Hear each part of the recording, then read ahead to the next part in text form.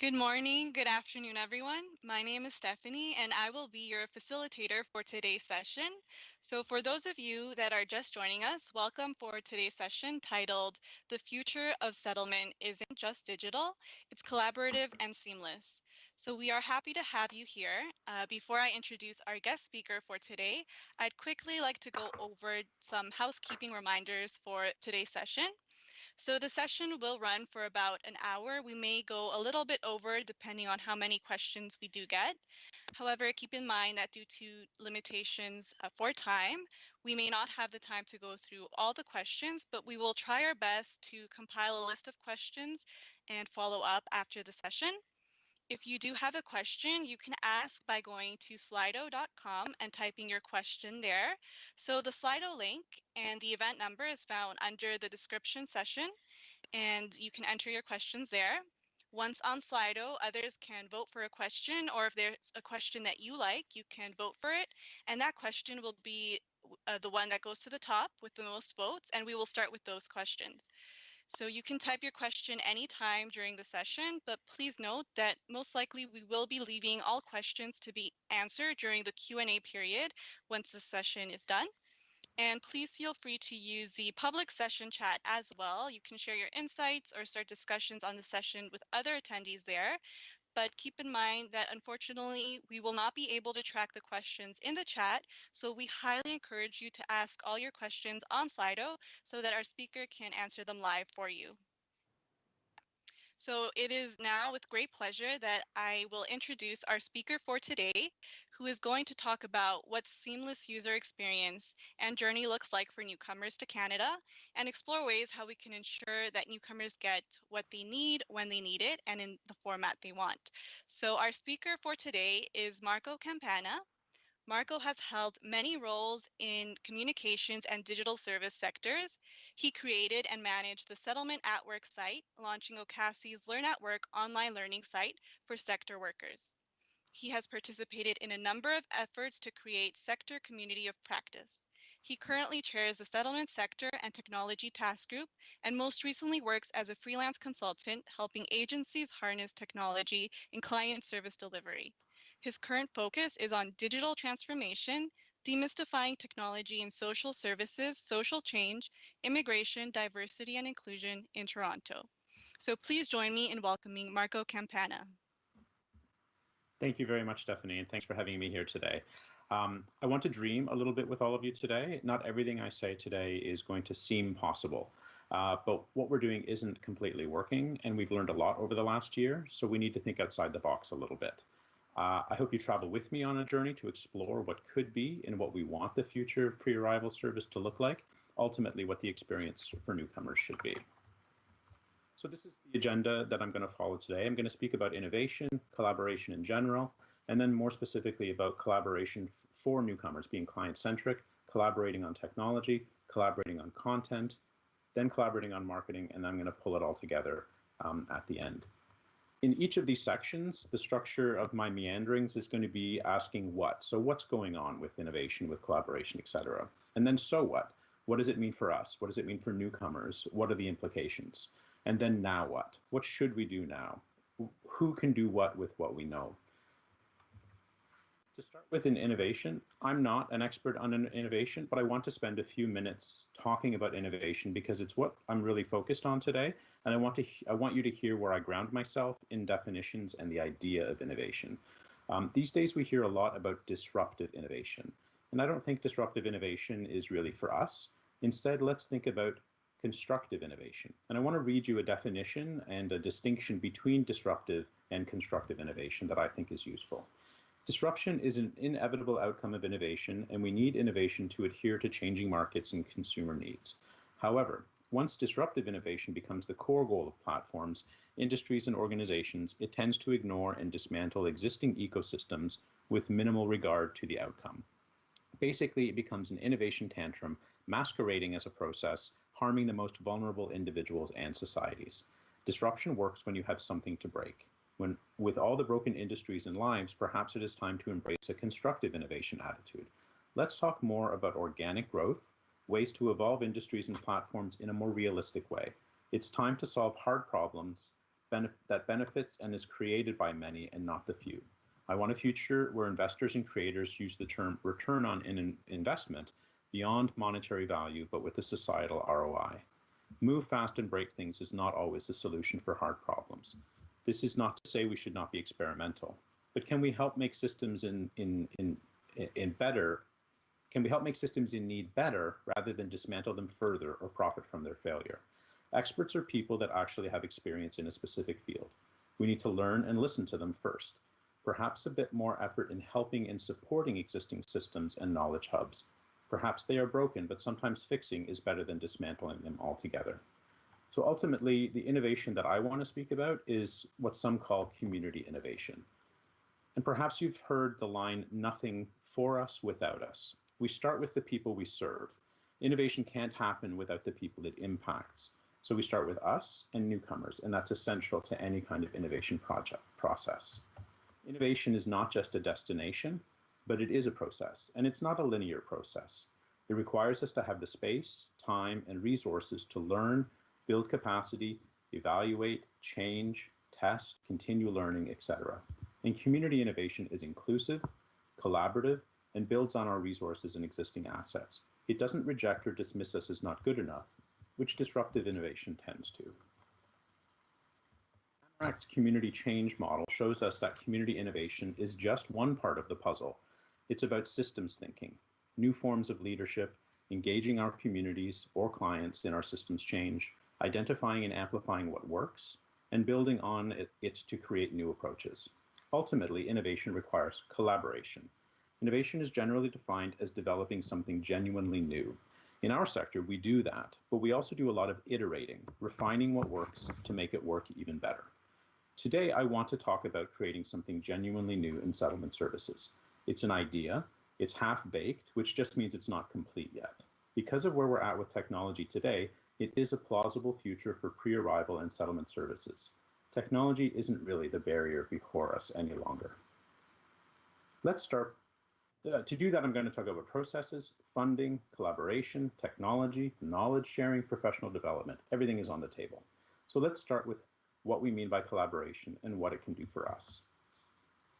So in the pre-conference survey, you indicated that you want information sharing on challenges, opportunities, and best practices, increased collaboration with other organizations, increased collaboration with other organizations outside of pre-arrival, including government, and professional development. You have a partner portal. It's not really about the technology, is it? And that's what I mean when I say technology is no longer the barrier. Information sharing, collaboration, knowledge mobilization, professional development all take time. They can take place in a place like this portal. But everyone needs a focused approach to innovation, and it does take time. The portal is just a tool. What's needed is process, time, space, and resources for collaboration.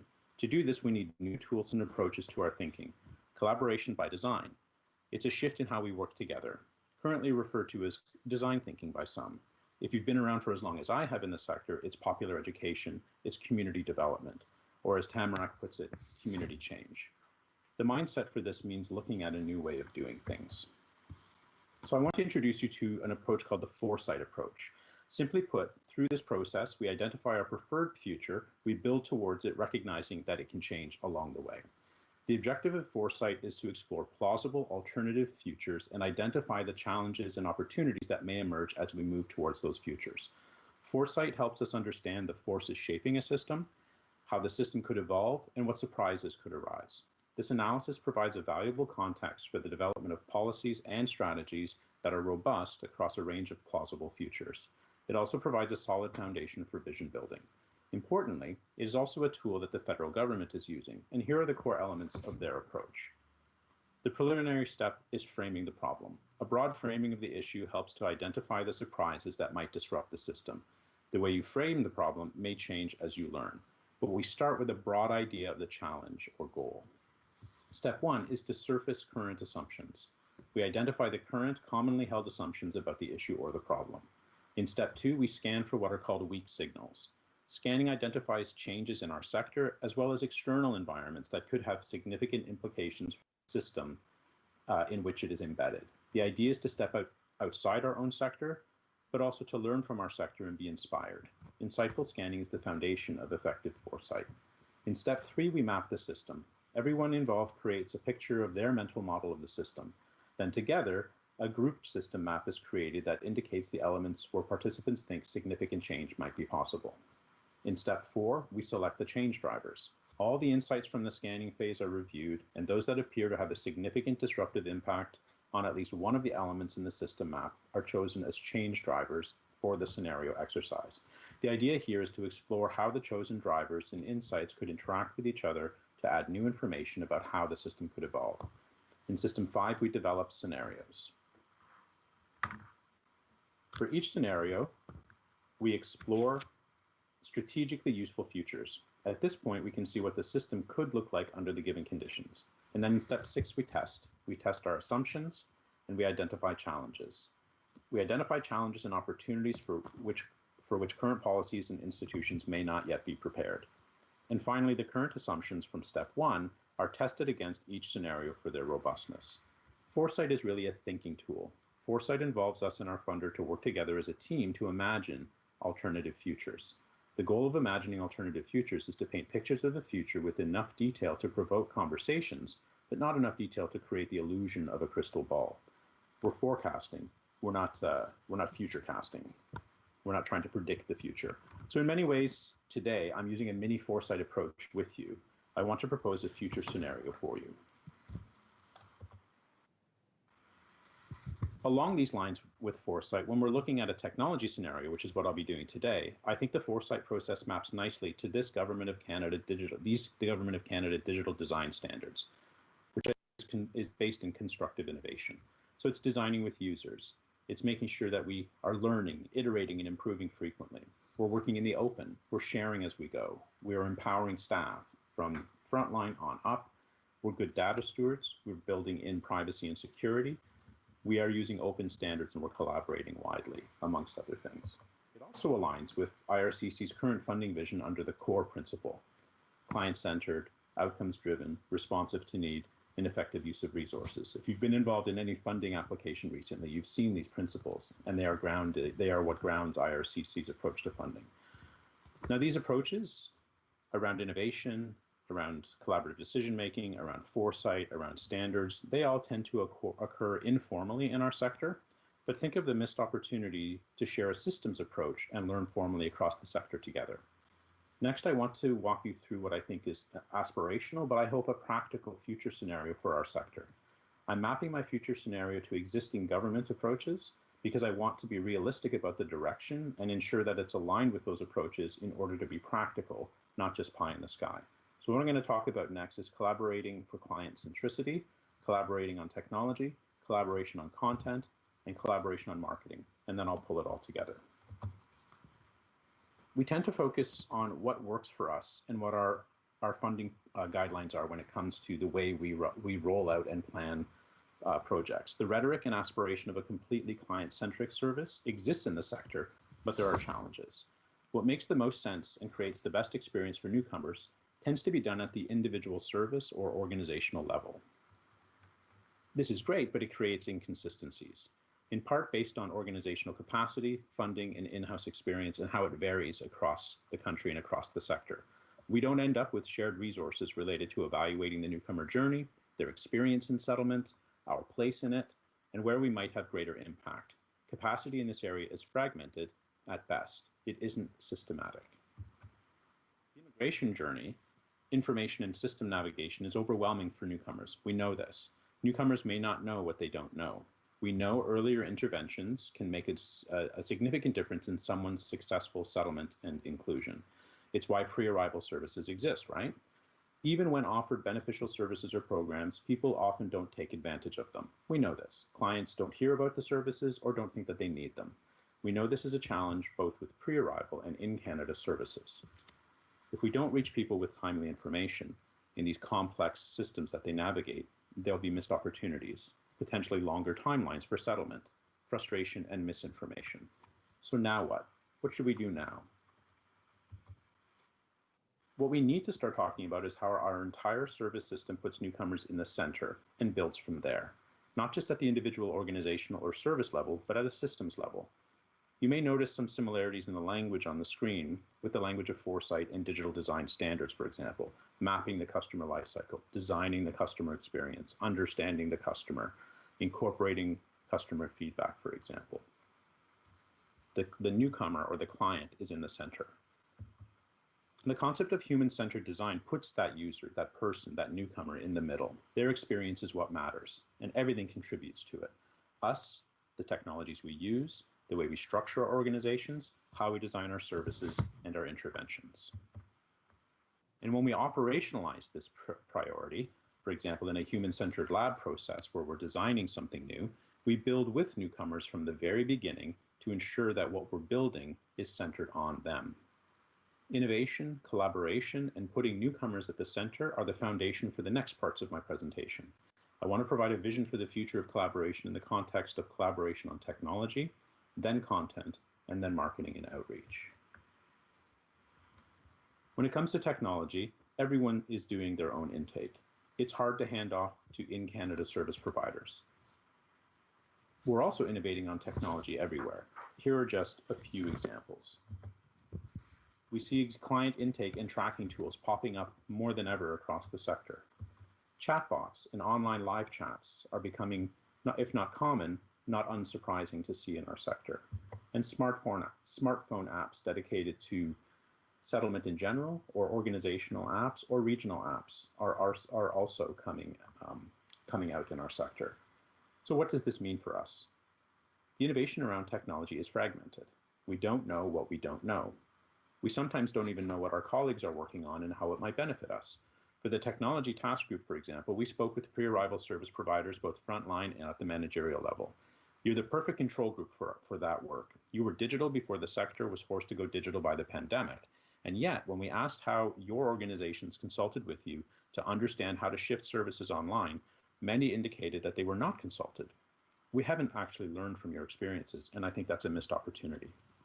There are other challenges when it comes to technology in our work. Currently, there's duplication in the intake process, asking for client information multiple times, for example, along the service journey. Duplication of data entry uses too much staff time, and clients are asked for the same data over and over again, which can be frustrating. You have over 500 domestic organizations to refer to.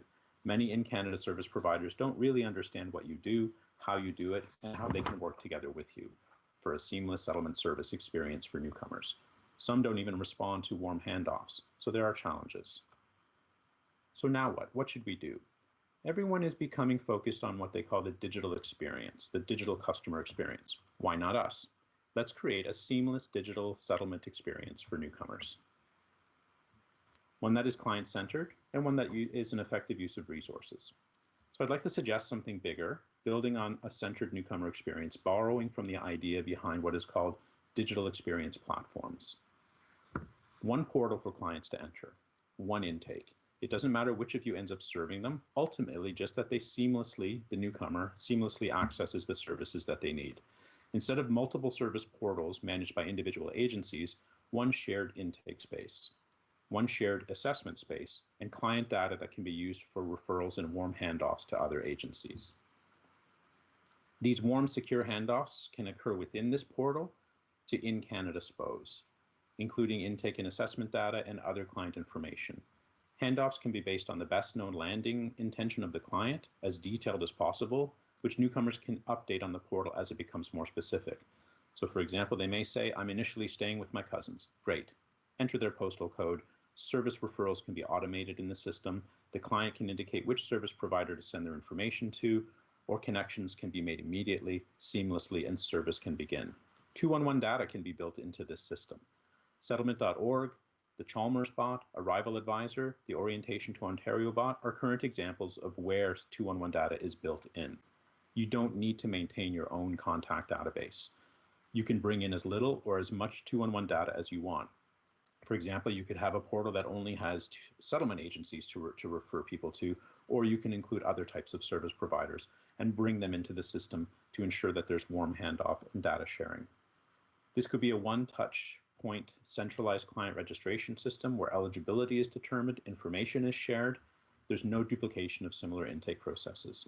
Pre-arrival clients can complete one registration form for all programs they are eligible for. This needs to be mobile friendly. available 24/7 so newcomers can access it anytime. Other service providers who are partners in this portal can easily access information such as what pre-arrival program the client's already registered with, what content they may have accessed, what their needs are, and reduce duplications and cross-referrals and erase the amount of work by program staff. This can contribute to a more responsive and coordinated service delivery system for clients. So I'd like to suggest not just creating a central intake and referral portal for needs assessment and asset referrals, but extending it to a content portal for information and orientation as well. And that means looking at content. So what's going on now? Right now, everyone creates their own content. Dozens of unique articles about your first days, resumes, how to find a job, how to open a bank account, how to get your health card. So what does that mean? It means duplication, which can be inefficient. There's more potential for inaccuracies, inconsistencies, as well as out-of-date information. So what should we look to do now? There's a concept called create once, publish everywhere. A focus on information and orientation should be less on technology, although this slide is certainly about technology to show you what the underlying case for creating once and publishing everywhere can look like, but on how accurate and authoritative information is shared through various digital projects. Currently, most projects create their own information and orientation content. Once you have a portal with a create once, publish everywhere system built in, it is possible to extend it to have a useful repository of content created and shared and made available for use and augmented by any partner.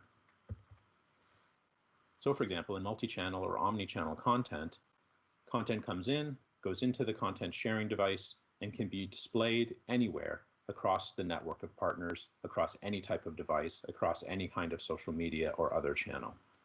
It's worth exploring how the core, consistent and common information needs of newcomers might be met through the creation of a centralized, authoritative, accurate, maintained, expanded, and updated repository of information. Now, doing this would require a combined technology approach, marrying Government of Canada priorities around technology interoperability, information management, cloud services, open source software, and possibly even AI. The use of information repositories means digital projects can focus on leveraging their unique technologies and projects to provide access to information, orientation, and referral in new and novel ways. Some projects already exist that use this approach at a low level, such as Peacekeeps, which brings in 2-in-1 content, and the Welcome to BC guide. Immigrant Services Calgary, which is a combination of their content, along with a directory that they've created. Ample Labs, which runs the Chalmers bot, which is a chatbot for homelessness that brings in 2-in-1 data, as well as a natural language conversational system, and marries their content with technical partners. So we may want to consider making things like Orientation to Canada and Living in Canada products more available as a raw data source, and then the sector can build on them through sites like settlement.org, projects like Orientation to Ontario. But the idea is requiring that funded agencies use a complete, authoritative, up-to-date, and robust central repository as the foundation for their information and orientation products. What's important is that you can still build on this information. The content portal is just the baseline of useful content. You would want to localize the information to make it relevant in a specific community or city or region or neighborhood. You want it to be personalized as much as possible for your clients. You could use this information on your website, stream it out to apps, to chatbots, the sky's the limit. And you want it to come to the newcomer in the way that they access and want to access and consume information. There's no wrong door. Again, the client is at the center, and depending on no matter which tool they want to use to access information, the information is there for them. Gone should be the days of dozens of different how to find a job articles, form email responses, instant messaging form responses, and even duplication of webinars. Now templates that are jointly created can be customized by individual service providers, in particular for local conditions, and utilized. Each of them can suggest edits, share their customizations back into the system with other partners, build on each other's work.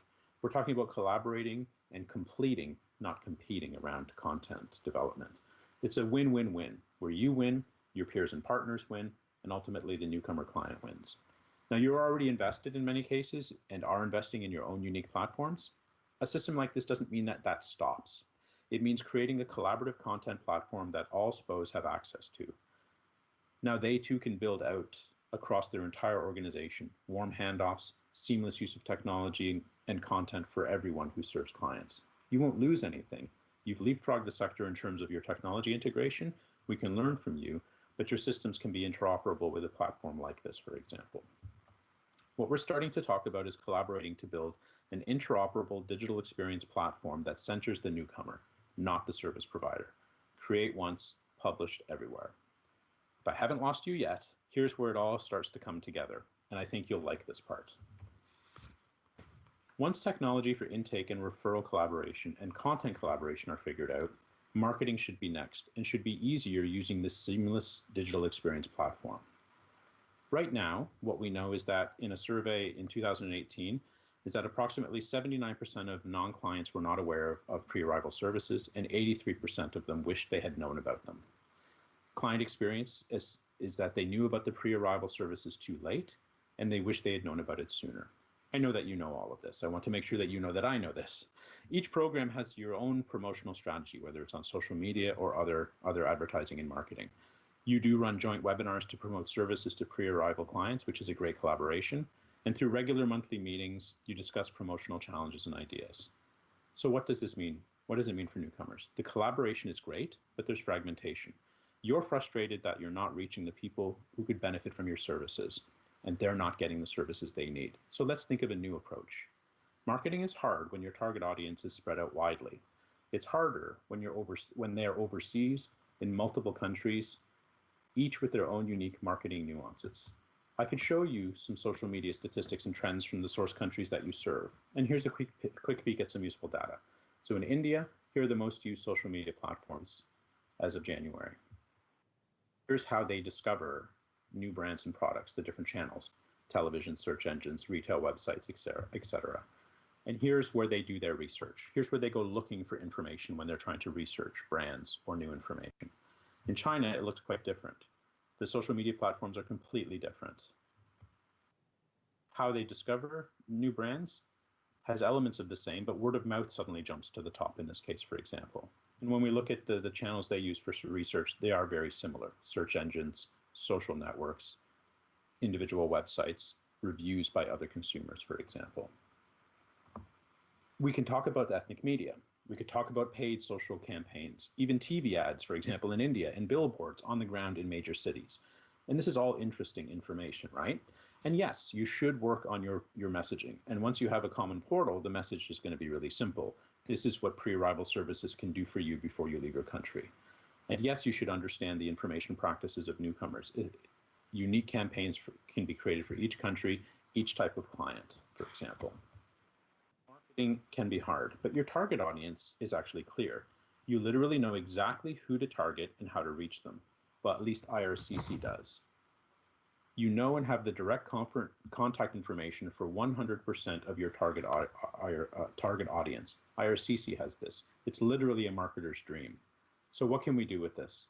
The goal is to reach each newcomer with exactly what they need. So the funnel here takes them down to what's important to them.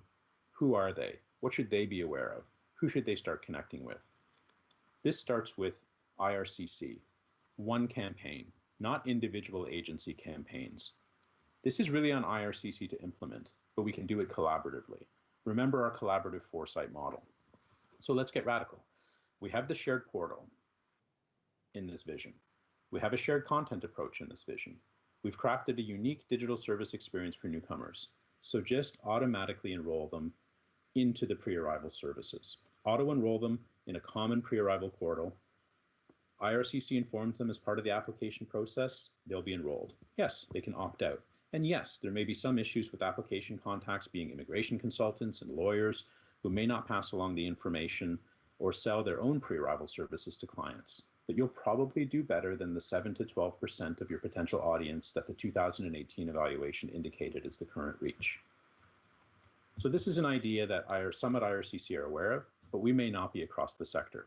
In 2018, 3 ideas were provided by IRCC through the National Settlement Integration Council from U of T business students as part of a nudge challenge. The challenge was to increase the uptake of settlement services among newcomers. Those interventions focused on technology for a pre-arrival audience, and they resulted in ideas from tools and behavioral persuasion techniques, psychology, cognitive science, and other social services to increase the likelihood of the uptake of tools, information, and interventions, ultimately leading to greater access of settlement services. So I'm going to show you this one. There's 3 examples, but this is an interesting one. It starts with an overview of the client journey. These exclamation points are decision points. So potential nudge points, potential points where new information could be useful. It then identifies points in the client journey where information might be useful, where interventions could be important. And then it talks about what those could look like if we made them earlier using technology and a nudging system that nudges them towards accessing services. So the idea of an auto enroll is here. The idea as well of including social pressure, right? This is the behavioral psychology. So talking about other people have taken advantage of this exclusive opportunity, or whatever the language that makes the most sense for newcomers in a context like this. And the idea is that they will get information coming to them based on these decision points. Information will flow to them around the time of pre-arrival services, understanding language, employment, what are services themselves, dealing with information by overload issues by dripping information to them over time so that it's not overwhelming, but that it comes to them based on the state that they are in their migration and settlement process. So the idea is to get the information to them at the right time, make it personally relevant so it doesn't overload them, and reducing the stigma of accessing these types of services, which exists, as we know, in some places. It's a roadmap, right? We can call it a roadmap. So someone can get information 12 months before they land. They can get information 6 months before, 3 months before, the week before, and then after they land, additional information. Information is provided based on the point of time and readiness of the client. So what I think is missing from these models is that they still have a distinction between pre-arrival and in-Canada services. And I want to suggest that we break ourselves out of that box. This is perhaps the more radical part of the vision. Like I said, I want to talk about something genuinely new. So let's talk about the seamless digital settlement experience. Let's reconceptualize what pre-arrival is from the newcomer viewpoint, with newcomers at the center. It's not agencies delivering programs and services. It's a service designed to provide selected permanent residents with accurate, relevant information and supports so that they can make informed decisions about their new life in Canada and begin the integration process, including preparing for employment before arrival. All of these pieces, the content, the marketing, the CRM, the client intake, all come together to create a service experience for newcomers that gets them the information they need in the format they want and when they need it. Remember, this is the client we're getting down to. Each individual client wants to know what's important to them, what they should be aware of, who they should connect with. The key thing that I want to suggest is ultimately, if we're going to be newcomer-centric, in that not too distant future, we're not going to have this distinction between pre-arrival and in-Canada services from the newcomer perspective. We are simply going to have settlement services. And if we build a common portal that everybody ultimately has access to, the seamlessness becomes complete, where pre-arrival and in-Canada services are no longer separated for the newcomer, but they're part of the service portal continuum. They're simply the way we provide settlement services to newcomers. And that might be a long way out, and that may not be the current vision, but as we look at the future visions, couldn't that be one of them? If that all seems intimidating, don't worry. It's already been done and has been done for years in other sectors. I want to walk you through an example of an experience from pregnancy to when your child is 5 years old at babycenter.com. This is a technology that has been around for at least 14 years because I used it in 2007 when my first child was born. The idea is that you will get weekly emails, or you can download the app now, it wasn't available then, to get updates from Baby Center. You enter your expected due date and start getting weekly emails about things to know, expect, and understand about your pregnancy. When your child is born, you update your delivery date, it's never the prediction, right? And start getting weekly emails about your child's development. It connects you to information, but also a repository of articles by health, pregnancy, and parenting experts and insights from other parents, mainly moms. So this is an example of an email we got when my son was 4 weeks old. There's information here. It doesn't replace midwives, pediatricians, advice from in-laws, other mommy groups online, in-person connections with other new parents, etc. But it gave us what we needed when we needed it, and it gave us things that we didn't know we didn't know. often with surprising accuracy. Why? Because it is a bit of a linear experience for the most part, kind of like immigration and settlement. We know some things will happen in a certain order. We know newcomers will need certain information at specific points in time, and we know the challenges they'll face at certain times. You can't predict everyone's path completely, but we can help them come to know what they may not know and serve them on their unique situation. Creating a seamless digital experience is really not a new concept, but it is something we should explore together. So what now? Ultimately, we are coming back to the newcomer experience. It isn't just about technology. The technology is more possible now than it ever has before. The newcomer digital experience platform pulls all of these elements together in systems collaboration. It's sector collaboration, both between pre-arrival in Canada service providers, as well as our funders, as well as provincial actors, as well as you name the actor. Collaboration to ensure, to center the newcomer is in what we do is essential. We're talking about collaborating around technology, content, marketing to ultimately create this seamless digital experience for newcomers. The vision is to create a settlement digital experience platform for settlement services with seamless intake, referral to other services, content personalized for newcomers based on the data we have about them. Content can be co-created and shareable to any partner or sector platform, technology, website, social media channel, chatbot, you name it, that has access from even outside the platform. Pre-arrival newcomers are auto-enrolled with information sent to them on a regular basis for a set period of time. We remove the line between pre-arrival and in-Canada services for newcomers. For them, there are only settlement services. The seamlessness is how they access those services.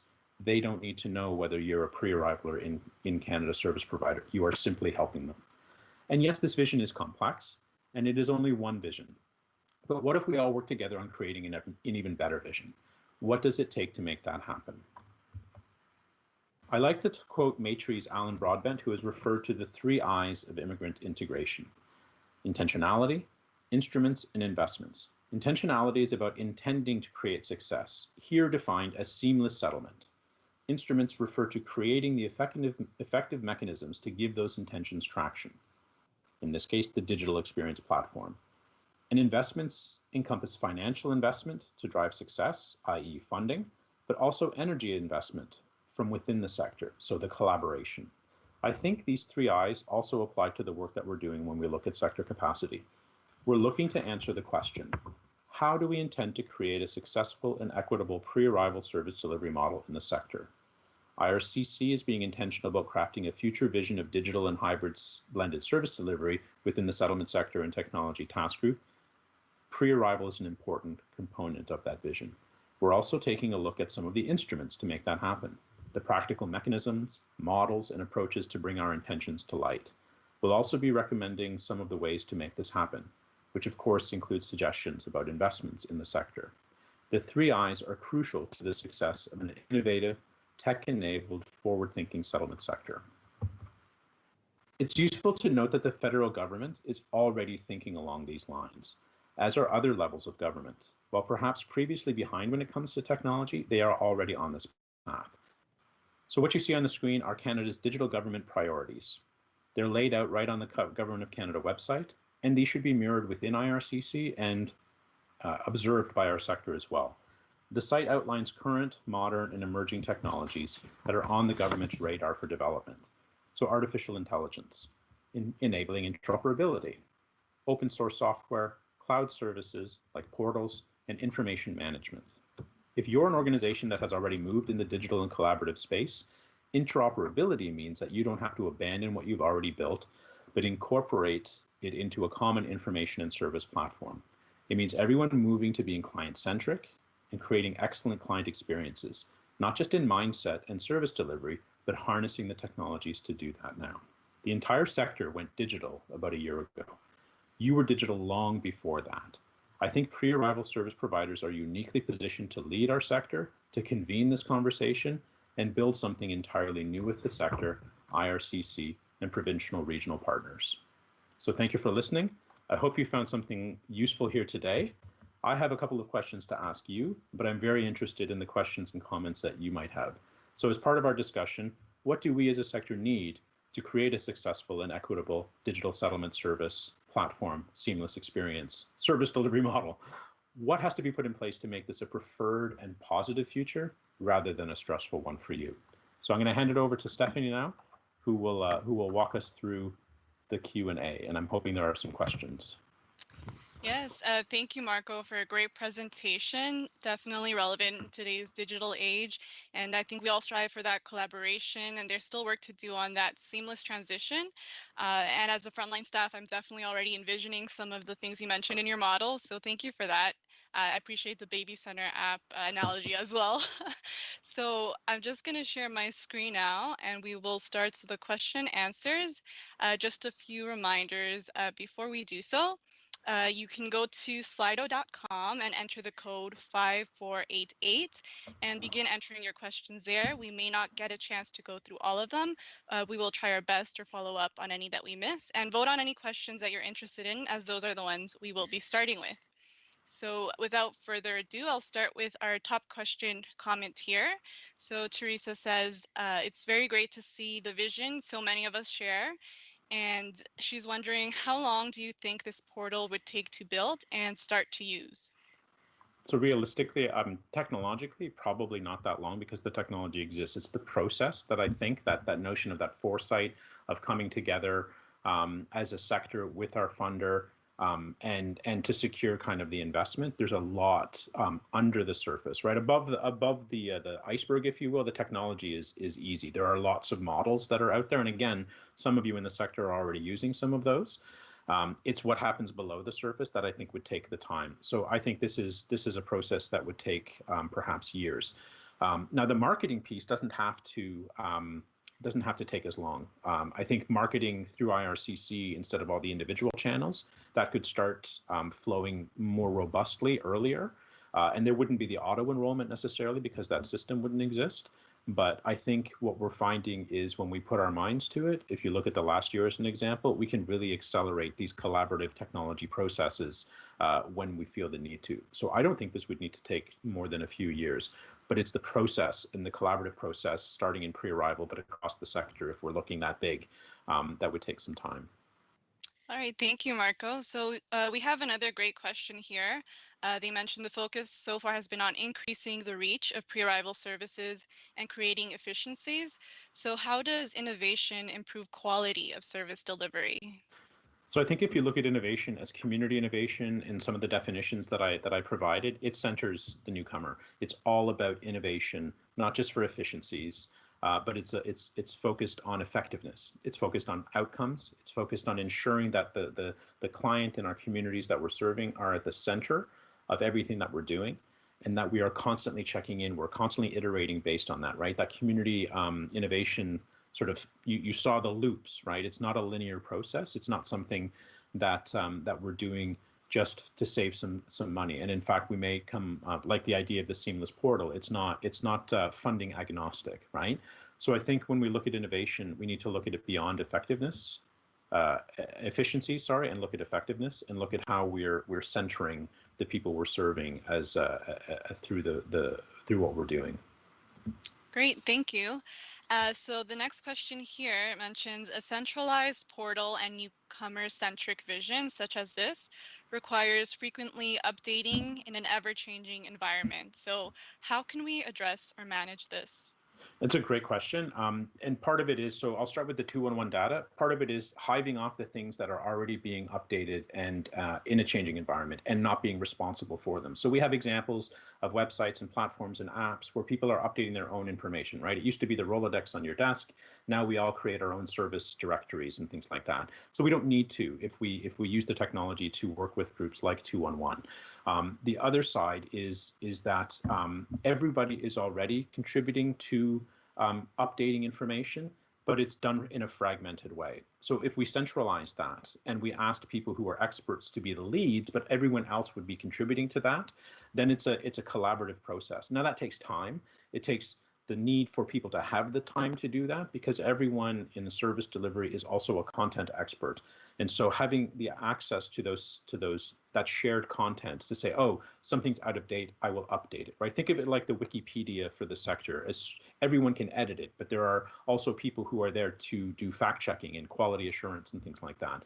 So I think that it's a collaborative effort that recognizes we're all already doing this. We're all already trying to keep information updated. And again, if we include partners like the regions, the provincial governments, the federal government, as they update information, it updates in our system in a meaningful way so that we can then modify it, clear language it, translate it if need be for our clients, and reuse it in that context. So it's the idea of it's published somewhere. Somewhere, someone is updating it. And if it's the notion of create once, publish everywhere, and we're part of that continuum, then it automatically updates information, and we have human resources editors in there who check that information. So it doesn't take away from the human, but it brings in the information from the content expert. As soon as it's updated on our system, right? So if you think about it, for example, right now during vaccinations, my parents are over 80 years old. They live in Waterloo Region. Waterloo Region had a couple of pages on their site that said, subscribe here for email updates. But then they announced when the vaccinations were happening on a different page, so we didn't get the update, right? So that's a broken system. In an interoperable system, I wouldn't have to subscribe to that email on that page. I would simply subscribe to an update about vaccinations for over 80s. I would have a number of categories that I could subscribe to, and then that information would come to me, and it would update those various pages in a meaningful way as well. So it's something we're already doing. It's a question of how can we collaborate to actually make it more efficient. Definitely. Thank you. So the next question here is, how do we move away from focusing on funds as a starting point and move towards solving a problem? The how will come. It's not a starting point. So that's why I wanted to introduce the Foresight Approach, because I think it's about a conversation. It's collaborating on solving the problem, which means identifying it and then coming up with plausible future scenarios to resolve that problem, to fix that problem, if you will. Being open to the conversation. The how, I always say, for example, with technology, the technology will reveal itself, because you have to have the conversation about the strategy, about the people, about our objectives, about who we're trying to share, what we're trying to accomplish. And then once you figure all of that strategic bit out, the technology just reveals. So I've started with kind of a technology idea, but I think the idea is first found in the foresight. So in foresight, for example, one idea would be this platform. There are other ideas that we would sort of test, work towards, and then decide which are the ones we want to work towards. So there's a lot that can be done without necessarily funding a massive technology platform. And it's in particular because it's an iterative process. If we look at innovation as a process that we're constantly learning from, then if we start this journey and we have this conversation and it's facilitated well and it's open to everybody, that piece can start and needs to start before any kind of funding of technology needs to happen, right? It's not, let's fund the technology and see what happens, which is typically how we do things because of the way things are funded. We have to know now what we think we'll need in 5 years. So we're suggesting a strategically different approach to that process as well, which is we iterate and we build, and then we figure out what we need along the way, and that the funding can kind of morph to that reality and change. And again, because this is a foresight, a collaborative process, the solutions may also change. The ideas of the solutions may also change. We may come up with radically different notions of what we want to see. Great, thank you. So the next question here is, would you elaborate a bit more on the marketing model to reach out to clients overseas? So the model I'm suggesting is really a centralized model once again, where instead of all agencies trying to do their own marketing about their pre-arrival services, is that essentially IRCC has the captured audience, right? Like I said, it's a marketer's dream. How many of us have access to 100% of the audience we're trying to serve? Well, IRCC has that. As soon as those people are approved, IRCC can kick in processes to start marketing pre-arrival settlement services in different ways. Instead of just making it one line on a letter, for example, that process itself could be sustained over a period of time. Hey, you're 3 months out. You might want to start thinking about if you haven't accessed these services. Hey, you're 2 months out. Hey, you're 1 month out. Again, that notion of kind of it's drip marketing, where they're getting little prompts and nudges along the way to access the kinds of services, for example. And in the portal model, in the ultimate model, they're auto enrolled into the platform. So marketing, and again, they can opt out, but it's like as soon as there's an email address probably associated with their application or some contact information, they get auto enrolled. An email or a message comes to them to say you've been enrolled into IRCC's pre-arrival services, because at that point all they know is IRCC, right? They don't know settlement service organization. So what's the brand that they're aware of? And so that's a legitimate kind of, oh, IRCC has enrolled me. As part of the application process, you let them know that that's going to happen as well, because there's got to be informed consent before you can auto enroll somebody in something, right? So as part of the application process, when your application is successful, you will be enrolled in our pre-arrival service package or services or whatever, however you want to name it, which will give you access to X, Y, and Z. Here's why you should use it. So all of the persuasive nudging and things like that. So that's ultimately, currently IRCC can start doing that manually with more messages than one at a time. And there are technologies within the federal government that they're using that are available to organizations like IRCC to send millions of emails a year, for example, or text messages, or eventually WhatsApp messages, you name it, kind of thing. Perfect. So I think you already answered this question. Can it work with auto enrollment? It's a great idea. So thank you for touching on that. So it could work without auto enrollment, but I think to be successful, it would work better with auto enrollment, because then someone looks at what it is and then says, yeah, I don't want that, versus trying to figure out how to find what they don't know that they need, right? So the auto enrollment is really the step that you'll get, instead of 7 to 12%, maybe you'll get 50 to 80% of people who just stay enrolled, versus trying to help them understand why they should be. IRCC has enrolled me in this. Maybe that's legit. Then maybe it's worth something I should take a look at, and then I can decide if I want it or not. Right. Okay. So it could, but definitely auto enrollment would be the first option. Personally, I think so, yeah. All right, great. So the next question here is, duplication is less efficient, but also lets 1,000 flowers bloom, bigger resources, slower builds. So how to promote innovation when money goes to those big builds? Great. Don't remove this yet from the screen, because there's a lot in this question. Yeah. So I think what I'm suggesting is not an either or model, right? Because we're all contributing to that content model, for example. Instead of duplication, we don't just get efficiencies, we get accuracies. We build on each other's stuff.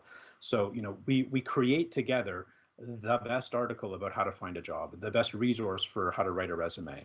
It doesn't mean that one organization is only going to lead that. It doesn't mean that we say, yeah, that's the one, now we're done. It's a constant process of iterating and evolving. And me in a small center in Saskatchewan has as much access to editing that as someone in a multi-service large organization in Toronto, for example.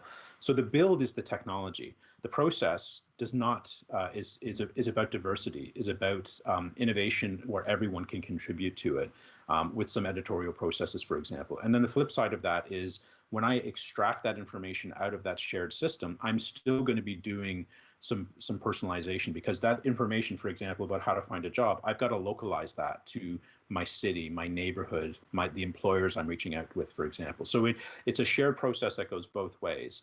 And then when I've created that resource, I can put that back into the system and say, hey, here's how I've added the localization for East York. Here's how I've added the localization for Kitchener-Waterloo, for example, and so it doesn't kill the 1,000 flowers in my opinion, in the way that we're building this. It's bigger in the sense of the collaboration, but there's still unique and important individual information and expertise that goes into the system. So it doesn't take away from that.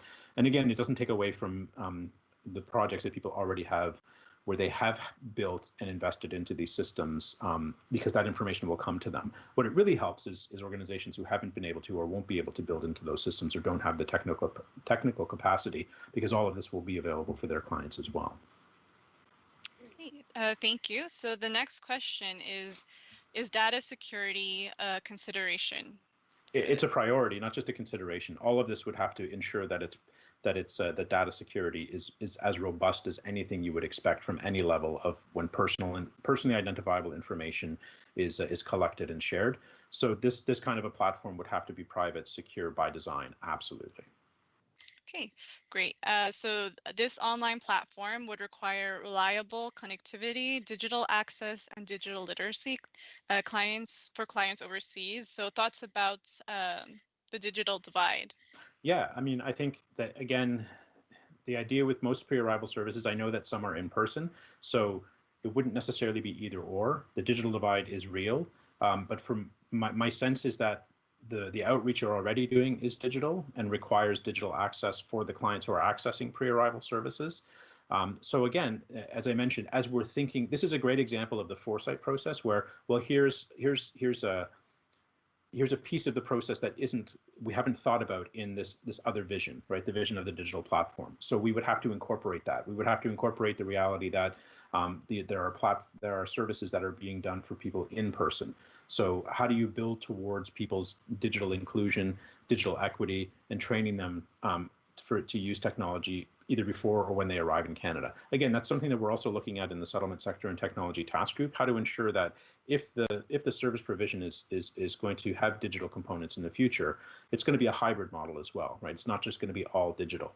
Now, in this case, we are providing predominantly digital pre-arrival services. So this is built on the assumption that the vast majority of those newcomers who are submitting in typically electronic applications have some level of access to the technology. The other side of it is we don't have to make this the highest level of technology, right? So the Baby Center .com example is a really good one for me because that's sent by email. Those messages could be sent by text.